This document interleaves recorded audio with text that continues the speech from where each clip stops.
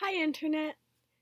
So, I just got back a couple days ago on Saturday from diabetes camp. I don't have permission from the camp to advertise for them, so I cannot name the camp, I don't think, in my videos or name individuals who run the camp. But if you live in the state of Missouri and would like to know a good diabetes camp to attend, comment and I will let you know. Aww. Puddle has joined me today. Don't know if I can get her on camera. There you go. Yeah, that's Puddle. So, diabetes camp. I grew up as a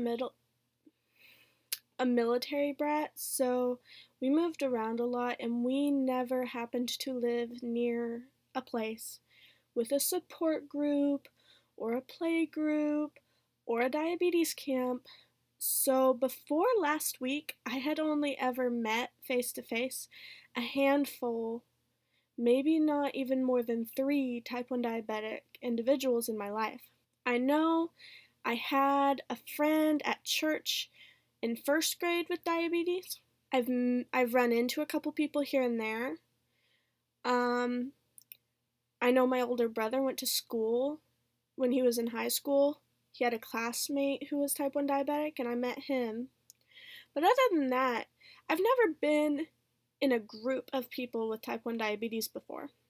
So at staff training earlier in June, which was 2 weeks before I actually went to staff at the camp, we were sitting in a circle, and not everybody there has diabetes, but a good portion of them do.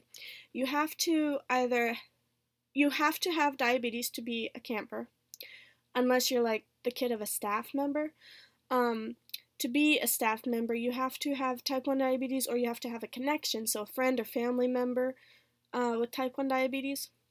So, anyway, we were at the staff training and we were all sitting in a circle, and somebody started beeping.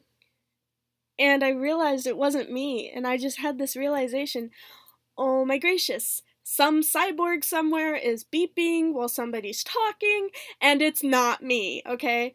Like, you don't. I know, like, a lot of people won't get how big of a deal that was, but I freaked out internally and a little bit externally. So I was ecstatic to be in a group of people just like me. I'm 20 years old and I experienced a lot of firsts regarding being social with my diabetes last week. Well, then we started playing this game during staff training where one person's in the middle and they say, I have blah, whatever it is. I have done, I am, it's a statement. And if anybody sitting down agrees with that statement, they get up and find another seat. Whoever's left standing is it next. So they started targeting me because apparently I was really good at the game and I hadn't been it yet. And I was it. And I said, I have more than one autoimmune disease. Nobody got up. I was shocked. Okay? Not embarrassed, but it immediately like spurred thought. And I pondered that. And 2 weeks later, when I finally actually went to camp, I was a counselor in a cabin. It was me, a co-counselor, a counselor in training who was like 15 or 16, because you have to be 18 to be a staff member. And there were supposed to be 4 campers, but one girl didn't show up, so I had 3 campers ages 12 to 14, all type 1 diabetic. Well, what I learned through the week, and what I thought was a really important lesson, was even when you're in a group where you share experiences and you have empathy and deep, true, sincere understanding, we're all still different. And that's not a bad thing. I'm overweight. When I got back, my mom immediately asked me if there were any other overweight diabetics there. And I think I will make another video about type 1 size, stigmas, and body confidence, but that will be another day.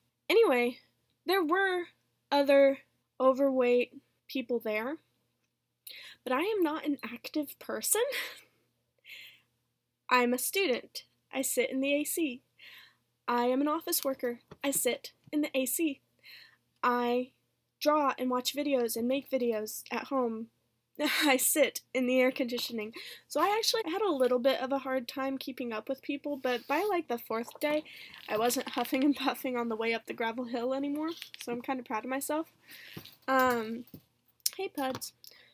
So what I'm getting at though is the connectivity that I felt at diabetes camps you cannot find anywhere else. There's such a huge difference. People may not think it's a big difference, but I actually ended up explaining this to some of the nons that were there, okay, like non-diabetics. The difference between, oh, you're out of the pool, what's wrong? And, oh, you're out of the pool, are you low? Like, just the understanding and instant, oh, I know what's going on. I can relate to that. Okay, do what you need to do.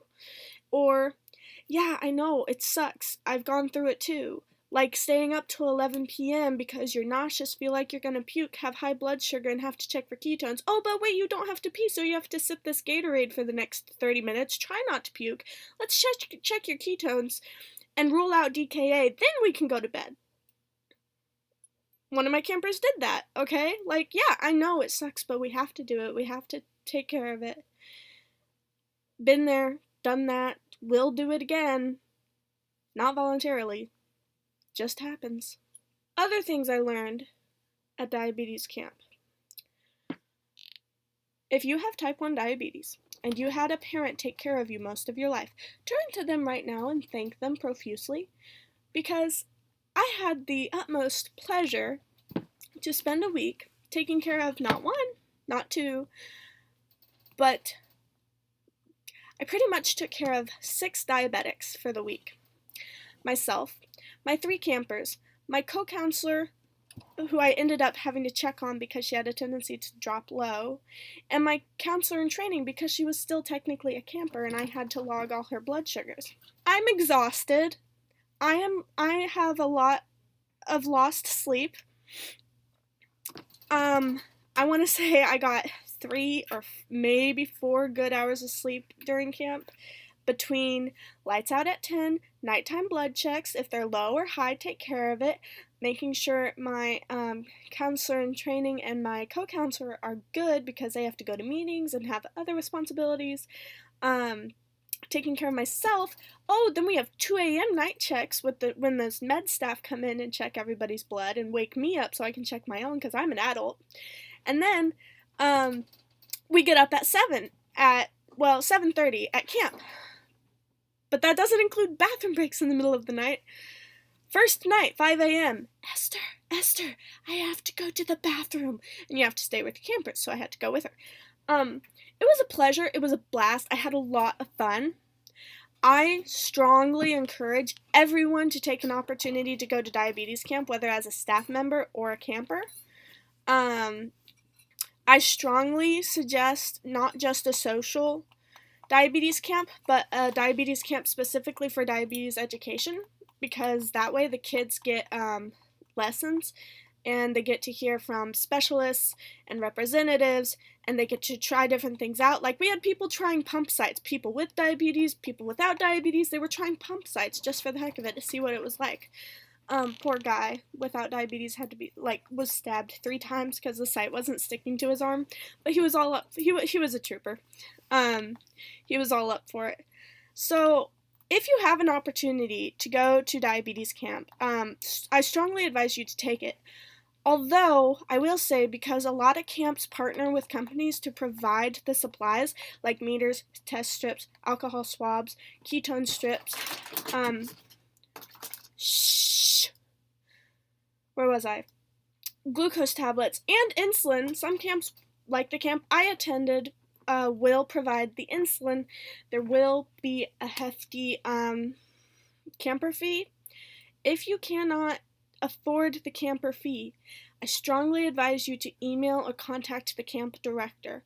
More likely than not, they will have some sort of scholarship or financial aid that they can help you with, or set it up for you to go next year. It never hurts to ask. So that being said, I had a blast. I learned a lot. I learned that it's really important to get together with people who understand you, because you don't feel as alone. Like, I have a hard time making friends in a week, but I just felt comfortable because I knew I wasn't alone. Like, everybody knows what this thing on my arm is and what it's for. Nobody's asking me dumb questions. Well, not diabetes related anyway. Dumb questions tend to come up when you're watching 7 to 14-year-olds. If I was low, people knew what was going on, and they were like, okay, get better, you know? They didn't make a big deal out of it. I learned not to treat every low as an emergency, and that life goes on. I don't have to sit there for half an hour feeling awful. Even though I'm a little shaky, my blood sugar's coming up. I can get back in there. Although there's not a lot to do around here outside of camp. But I am going hiking this weekend, so that'll be fun. I'll probably make a hiking video of like what I'll take to prepare. Anyway, I'm rambling. Go to diabetes camp. If you have questions or ideas for videos, comment, like, share, subscribe. It really helps me out. I'm a new YouTuber, but when you like, share, and subscribe to my channel, it really helps get the word out there, and my goal is to inform, educate, and encourage. So, stay awesome, and I hope to see you next time. Bye!